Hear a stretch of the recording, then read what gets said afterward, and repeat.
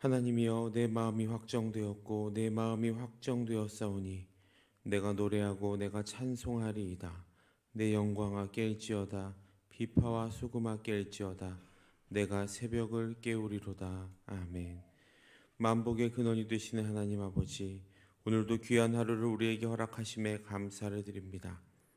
하루의 처음 시간을 주께 드리는 여기 모인 주님의 자녀들의 수고를 받아주시고 오늘 하루도 동행하여 주옵소서. 우리의 심령을 받아주시고 주의 전에 모인 주님의 자녀들에게 크신 은혜와 자비와 은총으로 함께 하옵소서. 감사를 드리며 모든 말씀 예수님의 이름으로 기도드립니다. 아멘. 찬송가 309장 찬송 드리겠습니다. 309장입니다.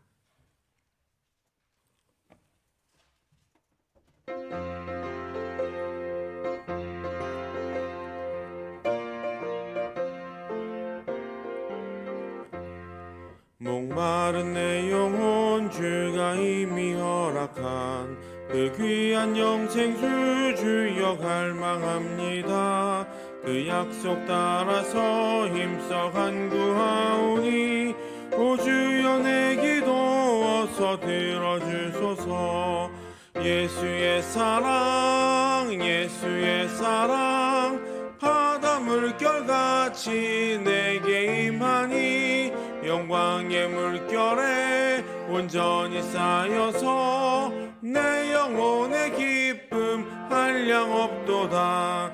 주 내게 약속한 큰 비 내려주시려 은혜의 저 구름 건너편에 떠올라 그 귀한 징조가 내게 밝히 보이니 나 힘을 다하여 주께 간구합니다.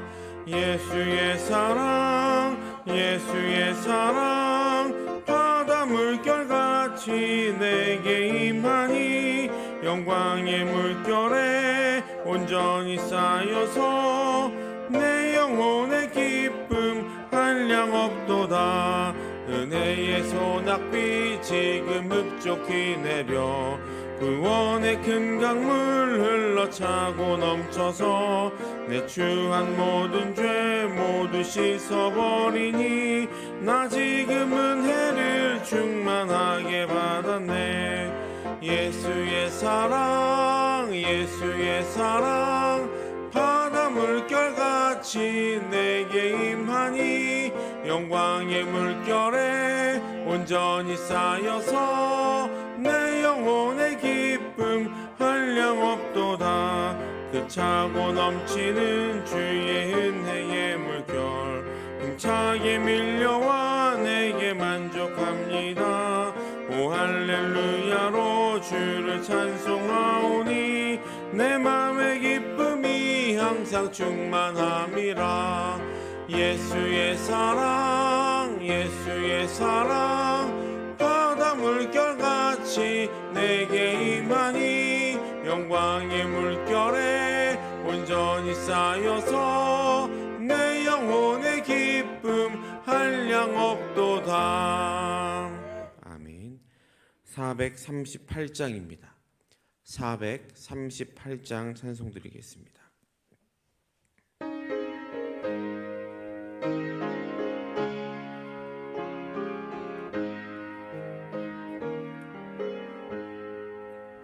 내 영혼이 은총 입어 중한 죄짐 벗고 보니 슬픔 많은 이 세상도 천국으로 화도다. 할렐루야 찬양하세. 내 모든 죄 사함 받고 주 예수와 동행하니 그 어디나 하늘나라. 주의 얼굴 뵙기 전에 멀리 뵈던 하늘나라 내 맘속에 이루어지니 날로 날로 가깝도다. 할렐루야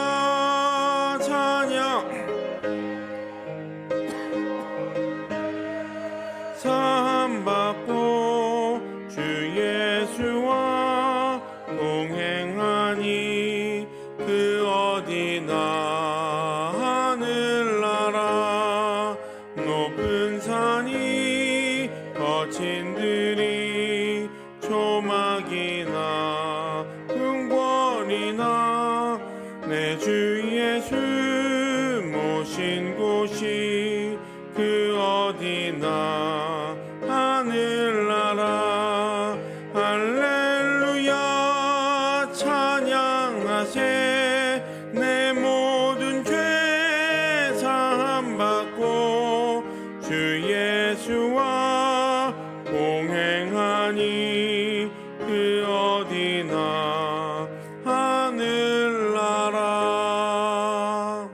아멘.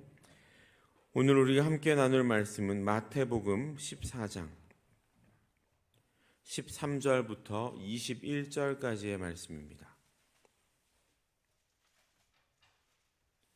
마태복음 14장 13절부터 21절까지의 말씀을 우리 함께 합독하도록 하겠습니다. 예수께서 들으시고 배를 타고 떠나사 따로 빈들에 가시니 무리가 듣고 여러 고을로부터 걸어서 따라간지라. 예수께서 나오사 큰 무리를 보시고 불쌍히 여기사 그 중에 있는 병자를 고쳐주시니라. 저녁이 되매 제자들이 나와 이르되 이곳은 빈들이요 때도 이미 저물었으니 무리를 보내어 마을에 들어가 먹는 것을 사 먹게 하소서. 예수께서 이르시되 갈 것 없다. 너희가 먹을 것을 주라. 제자들이 이르되 여기 우리에게 있는 것은 떡 5개와 물고기 2마리 뿐이니이다. 무리를 명하여 잔디 위에 앉히시고 떡 5개와 물고기 2마리를 가지사 하늘을 우러러 축사하시고 떡을 떼어 제자들에게 주시매 제자들이 무리에게 주니 다 배불리 먹고 남은 조각을 12바구니에 차게 거두었으며 먹은 사람은 여자와 어린이 외에 5,000명이나 되었더라. 아멘. 할렐루야. 하루의 첫 시간을 주님 앞에 나와 말씀과 기도로 여시는 여기 계신 모든 성도님들을 주님의 이름으로 환영하고 축복합니다. 이 시간 오늘도 우리에게 주시는 하나님의 그 말씀이 우리에게 주어진 하루를 살아가는 큰 힘이 되는 주님의 음성으로 받으시기를 간절히 소망합니다. 오늘 본문은 예수님께서 떡 5개와 물고기 2마리로 5,000명을 먹이셨던 이적을 행하시는 이른바 오병이어의 내용입니다.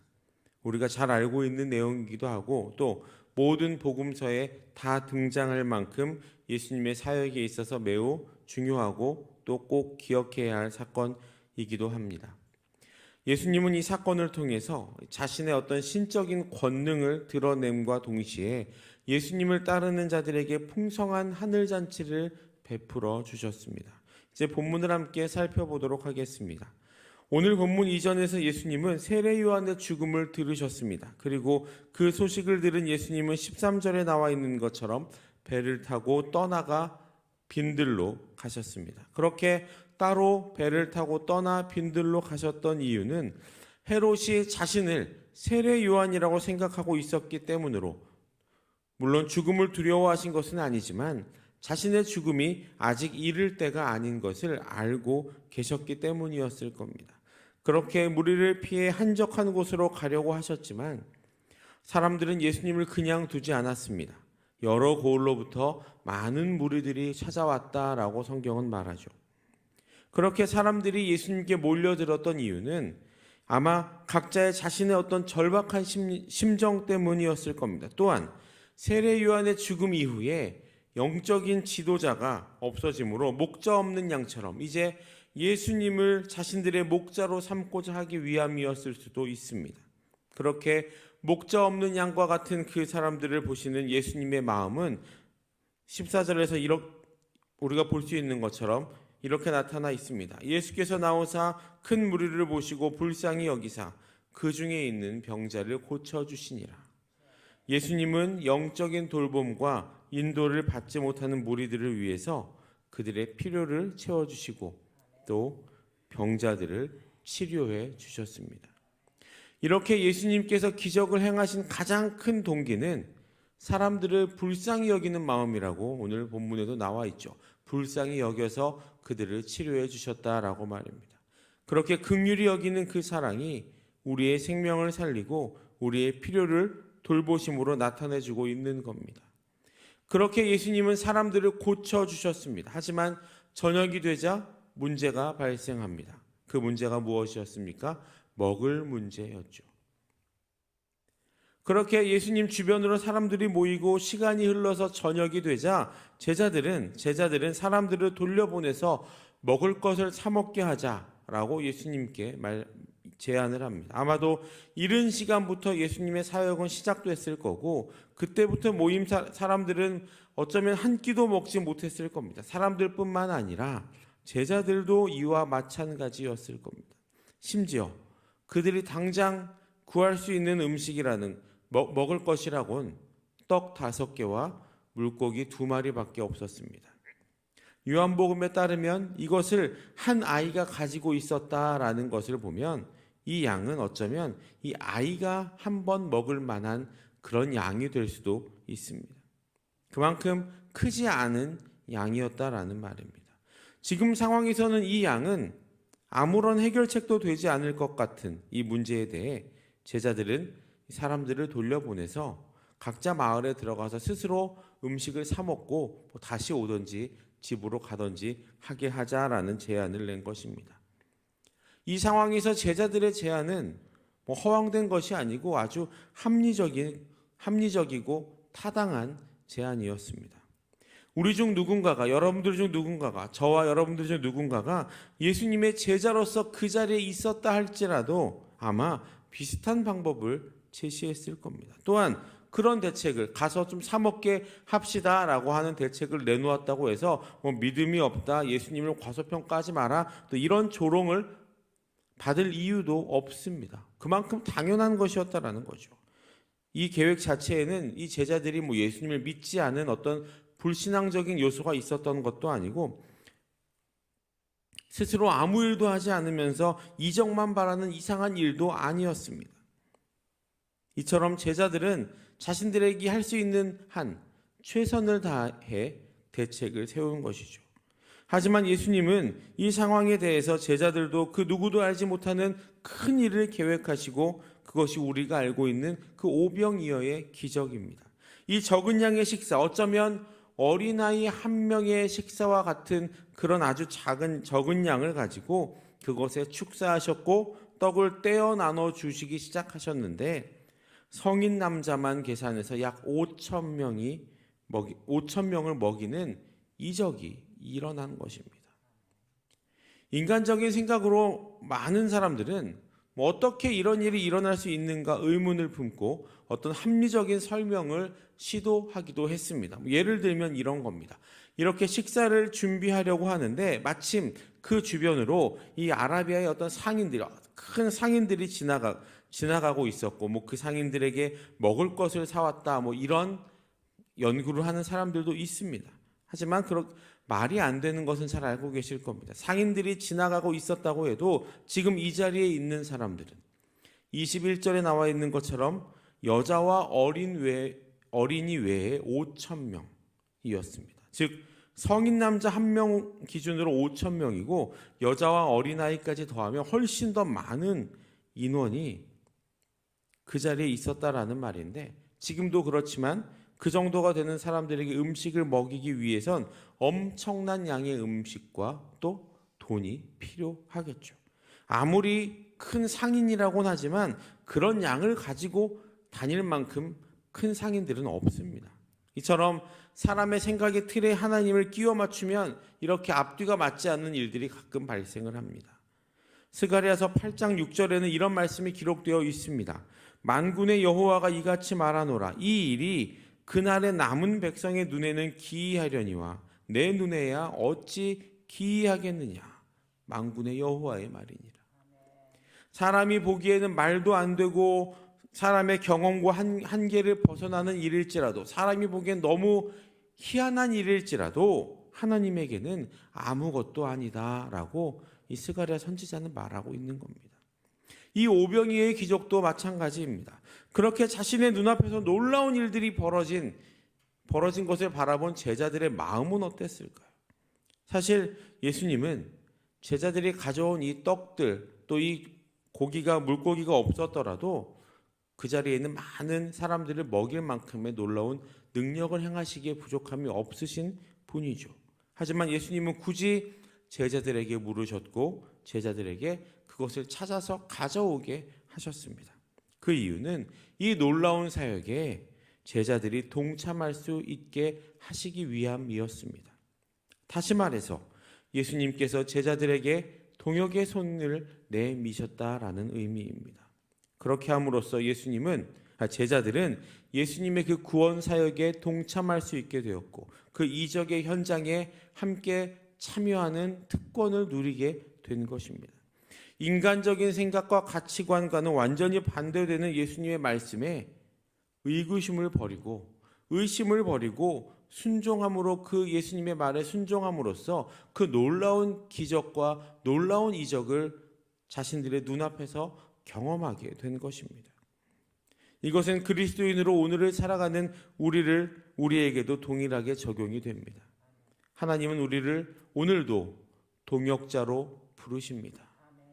우리가 인간적인 생각과 세상의 가치관을 뒤로하고 세상은 의아해하는 이 길을 따라가며 예수님의 손과 발이 되어 그분의 일에 순종할 때 우리는 하나님 나라를 위한 사역에 동참할 수 있는 특권이 주어진다라는 말입니다. 그렇다고 주님께서 우리에게 어떤 말도 안 되는 것, 우리가 할 수 없고 내놓을 수 없는 것을 요구하는 분은 아닙니다. 오늘 본문의 이 놀라운 일에서도 예수님은 제자들에게 어디 가서 떡을 만들어 오라고 한 것도 아니고 바다로 나가서 물고기를 잡아 오라고 한 것도 아닙니다. 있는 것을 가져오라고 말씀하셨습니다. 특별히 맛있는 것도 아니었고 특별히 귀중한 것도 아니었습니다. 누구나 가질 수 있는 이 어린아이가 들고 다닐 수 있을 그런 것들을 아주 평범한 것들을 요구하신다는 겁니다. 하지만 그 일에 순종했을 때 예수님의 놀라운 사역에 동참하고 동역할 수 있게 되는 것입니다. 나에게 뭔가 특별한 것이 있다고 예수님과 함께 일할 수 있는 것이 아니고 그저 나 자신을 하나님께 드림으로 예수님의 그 놀라운 일에 동참할 수 있게 된다라는 말이죠. 그런 순종함으로 오늘 우리도 예수님의 놀라운 기적의 사역에 동참할 수 있음을 우리는 기억해야 합니다. 예수님은 그날 저녁 빈들에서 떡과 물고기로 먹인 무리는 여자와 어린아이들을 빼고 5,000명이었다라고 성경은 말합니다. 게다가 그 무리는 떡과 물고기를 아주 조금만 아껴가며 한 입만 먹은 것이 아니고 20절을 보시면 뭐라고 기록이 되어 있습니까? 다 배불리 먹고 라고 기록이 되어 있습니다. 그리고 더 나아가 남은 것이 12바구니에 차게 거두었다라고 할 만큼의 풍성한 식사였습니다. 한 사람도 배고픔 없이 한 사람도 모자람 없이 다 먹을 수 있었다라는 거죠. 그렇다면 이처럼 배불리 먹고 남도록 역사하신 하나님의 의도는 또한 무엇이었을까요? 예수님께서 잘못 계산하셔서? 아니면 예수님께서 자신의 능력을 통제하지 못해서 그렇게 많이 남기신 걸까요? 그렇지 않습니다. 이후에 마태복음 15장에서도 이와 비슷한 기적이 나타납니다. 칠병이어의 기적이라고 하는 그 기적이 또 나타나죠. 그때도 4,000명을 먹이시고 남은 것이 7광줄이나 되었다라고 기록되어 있는 것으로 보아서 예수님은 일부러 이렇게 남겨주셨습니다. 그것은 우리 하나님은 우리로 하여금 배불리 먹고 남도록 역사하시는 풍성하신 하나님이심을 보여주기 위함입니다. 우리 하나님은 은혜의 풍성한 하나님입니다. 딱 맞게 주시는 분이 아니라는 이야기입니다. 하나님은 주실 때 우리에게 차고 넘치도록 주시는 분임을 믿으시기를 축복합니다. 그것은 우리 하나님은 우리로 하여금 배불리 먹고 남도록 역사하시는 그 은혜를 보여주신 겁니다. 따라서 우리 하나님은 우리를 배불리 먹게 하고도 남게 하시는 분입니다. 이것이 세상의 우상들이나 헛된 신들과는 완전히 다른 모습입니다. 우상 숭배하는 제사나 이런 것들을 보면 남는 것은, 그 모든 제사를 드리고 남는 것은 결국 배고픔과 자신의 재산의 탕진뿐입니다. 자신의 것을 가지고 다 와서 드리게 하기 때문입니다. 그런 곳에다 바치면 바칠수록 점점 궁핍해지지, 점점 부유해지지는 않는 것을 우리는 잘 경험하고 봅니다. 그런데도 세상 사람들은 빚을 져가며 그런 곳에다 재물을 탕진합니다. 안타까운 일이죠. 하나님은 그런 분이 아니십니다. 너희 있는 거 다, 돈 다 갖고 와라 라고 이야기하시는 분이 아닙니다. 그저 내가 너희에게 모든 것을 주었으니 그것에 대한 감사의 마음을 보여라. 그것만 하면 하나님은 모든 놀라운 축복을 허락해 주시겠다라고 말씀하신 거죠. 은혜의 풍성한 하나님은 그 풍성한 대로 우리 모든 쓸 것들을 채워주십니다. 그래서 하나님을 믿는 우리는 늘 배부르고 남는 은혜를 경험하게 되는 것입니다. 그래서 우리는 이 우리가 받은 은혜를 우리만 갖고 우리만 독점해서는 안 됩니다. 내가 오늘 받은 은혜, 내가 오늘 받은 축복을 우리 이웃에게 나누어 주는 것, 그것이 예수님이 우리에게 보여주신 것입니다. 이 은혜는 내가 잘나서 받은 것도 아니고, 내가 능력이 있어서 받은 것도 아니고, 내가 남들보다 좋은 거 가지고 와서 받은 것도 아니고, 하나님이 선물로 주신 은혜이기 때문입니다. 사랑하는 여러분, 우리를 향한 하나님의 사랑과 능력을 세상에 흘려보내는 저와 여러분들 되시기를 축복합니다. 오늘 이 오병이어의 이적은 자연의 법칙을 초월하는 이적이었습니다. 빈들 외딴 섬에서 5,000명을 떡 5개와 물고기 2마리로 배불리 먹임으로써 하나님은 출애굽 당시에 이스라엘 백성들을 광야에서 만나로 먹이신 당신의 은혜를 재현해 주셨습니다. 이 기적은 무리의 배고픔만 해결했을 뿐만 아니라 아직도 예수님을 모르는, 아직도 예수님을 잘 모르는 제자들과 무리들에게 이미 예수님과 함께 하늘잔치가 시작되었다라는 것을 보여주신 사건입니다. 광야에서도 하늘의 양식을 내려 살게 하신 그 많은 이스라엘 백성들을 살게 하신 하나님께서 또다시 예수님을 통해 우리의 육신의 필요뿐만이 아니라 우리 영의 부요함을 누리게 하셨습니다. 하나님 나라는 병든 자를 치료하며 배고픈 자들이 채워지는 곳입니다. 뿐만 아니라 채워지는 걸 넘어서서 더욱 부요하게 되는 곳, 그곳이 하나님의 나라. 치유와 회복 그리고 풍성함을 그 나라에서 경험할 수 있습니다.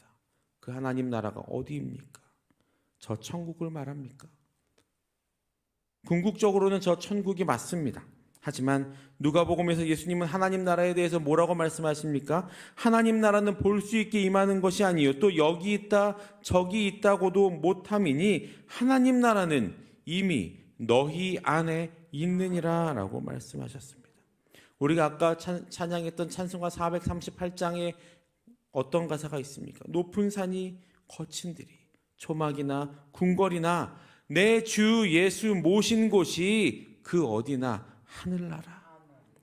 다시 말해서 풍족하게 채워지는 것은 우리가 우리의 생을 다 마감하고 누리는 것이 아니라 우리 지금 현재의 삶에서 먼저 이루어진다라는 겁니다. 그저 내가 죽고 나면 풍족해지는 것이 아니라 내가 살고 있는 이 세상에서 하나님은 우리에게 놀라운 풍족함을 허락해 주신다라는 말입니다. 하나님을 모신 이곳이, 하나님을 모신 내 마음이 이미 하늘나라이기 때문이죠. 우리는 그 하나님 나라에서 하나님과 더불어 먹고 더불어 마시는 영원한 생명을 누리게 되는 것입니다. 우리의 현재의 삶에서 그리고 우리의 나중의 삶에서 동일하게 경험할 수 있다라는 거죠. 빈들에서 무리를 불쌍히 여기시고 그들을 인도하셨던 것처럼 예수님은 오늘도 우리의 목자가 되어주셔서 참된 평안과 풍요로 인도함을 믿으시기를 간절히 소망합니다. 하나님의 백성, 하나님의 자녀는 아주 조금 먹고 나아가는 것이 아니고 풍성하게 먹고 나아가는 축복을 가진 자들입니다. 오늘 하루 세상의 떡이 아닌 생명의 떡이신 예수님 한 분을 의지하시면서 그분의 인도하심을 경험하시고 때에 맞게 풍성하게 넘치도록 주시는 하늘의 그 기쁨을 감사함으로 누리게 되는 저와 여러분들 되시기를 주님의 이름으로 축복합니다. 기도하겠습니다. 사랑과 은혜의 주님, 감사를 드립니다. 부족하고 모자란 저희들에게 은혜를 베풀어 주셔서 하나님, 우리가 이 땅에서도 우리의 마음과 우리의 영과 우리의 모든 물질들이 풍요하게 될 수 있음을 믿습니다. 하나님, 내게 주신 그 놀라운 것들로 나만 가지고 만족하는 것이 아니라 또 많은 사람들에게 베풀고 나누어 줄 수 있는 은혜 또한 허락하여 주옵소서.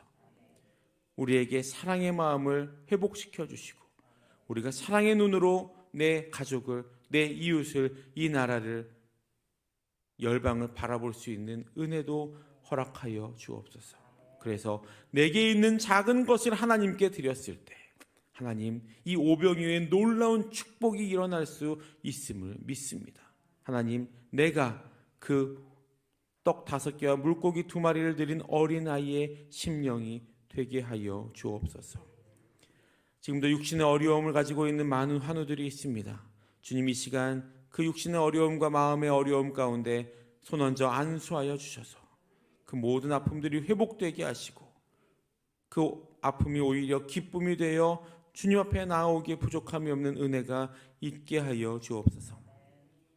코로나의 많은 제자들이 풀렸지만 아직도 우리 마음은 코로나에 묶여 있습니다. 주님, 우리의 마음도 코로나에서 완전히 벗어나게 하여 주옵소서. 주님 앞으로 온전히 나오는 은혜가 있게 하여 주옵소서. 모든 것들, 나를 묶고 있던 모든 올가미들을 다 끊어버리고 주님 앞으로 나오는 은혜의 발걸음이 회복되는 은혜가 있게 하여 주옵소서. 지금도 북한에 억류되어 계신 세 분의 선교사님들 계십니다. 주님, 그들의 생사를 우리는 확인할 수는 없지만 하나님께서 이 시간 함께하여 주셔서 그들에게 은혜와 긍휼과 자비를 베풀어 주시고 바라옵기는 그들을 통해 북한 땅이 변화되게 하옵소서. 북한 땅에 하나님의 복음이 들어가게 하옵소서. 단단하고 강한 여리고성이 한순간에 무너지는 은혜가 있게 하여 주옵소서. 오늘도 하나님의 자녀로 하나님의 백성으로 살아가는 우리의 모든 마음을 붙들어 주시고 주님의 은혜 가운데 감사함으로 살아가게 하옵소서. 마음의 소원과 기도의 제목이 있어 1,000번째 예물을 올려드립니다. 580번째, 305번째 예물을 받아주시고 마음의 소원과 기도의 제목이 하나님의 때에 하나님의 방법으로 아름답게 응답되는 은혜가 있게 하여 주옵소서. 감사를 드리며 이 모든 말씀 예수님의 이름으로 기도드립니다. 아멘. 주기도문 하시겠습니다. 하늘에 계신 우리 아버지, 아버지의 이름을 거룩하게 하시며 아버지의 나라가 오게 하시며 아버지의 뜻이 하늘에서와 같이 땅에서도 이루어지게 하소서.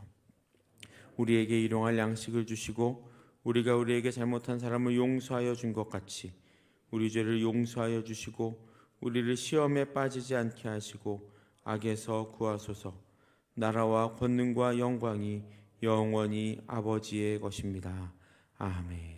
각자의 기도 제목으로 기도하시겠습니다.